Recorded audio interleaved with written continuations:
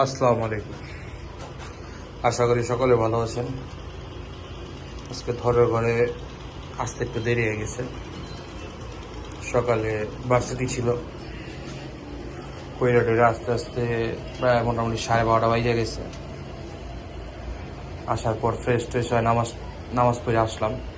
এখন 2:15 মতন বাজে। এই তো অবস্থা।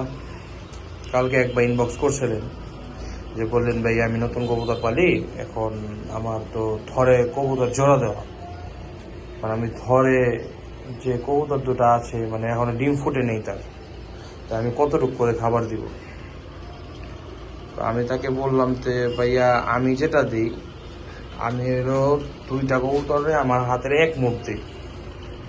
এটার সুবিধা হচ্ছে কবুতরে যখন আপনি বেশি খাবার দিবেন সে অপচয় করবে, আর সাইডে মাইডে নাক দিয়ে নাড়াচাড়া খাবারগুলো ফেলে দিবে, যে খাবারটা অপচয় হয়।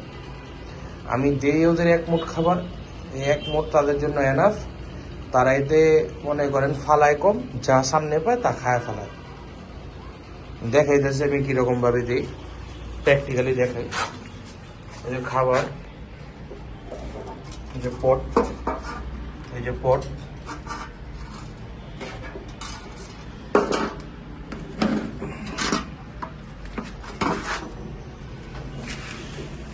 আমি এরকম 1 মুঠ নেই, 1 মুঠ নেই একটু দিয়ে দিই, হালকা একটু ছেড়ে দিতে পারেন।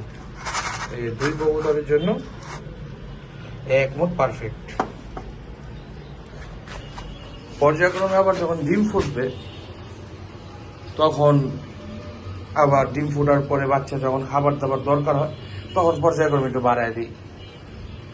তখন কিভাবে দেই আবার যখন সামনে ভিডিও করে দেখাবো ইনশাল্লাহ। এখন দেখি খাবার দিয়ে দিই, খাবার দিয়ে আবার আসতেছে। সবাই খাবার দেওয়া হয়ে গেছে। এই 1 মুঠটা আমি মূলত দিই আগে, যখন নতুন নতুন পালতাম, আরো মোটামুটি কয় বছর, 9-10 বছর আগে, তখন খাবার দিতাম ভরপুর। দেখতাম পয়লা অবস্থা ভালো করেই খাইতো, তারপর আস্তে আস্তে করে ফালান শুরু করতো। কবুতর খাওয়ান ফালায় কোন সময়, যখন পয়লা অবস্থায় খাওয়ানটা দিবেন ওই একেবারে মন মতো খায় লইব।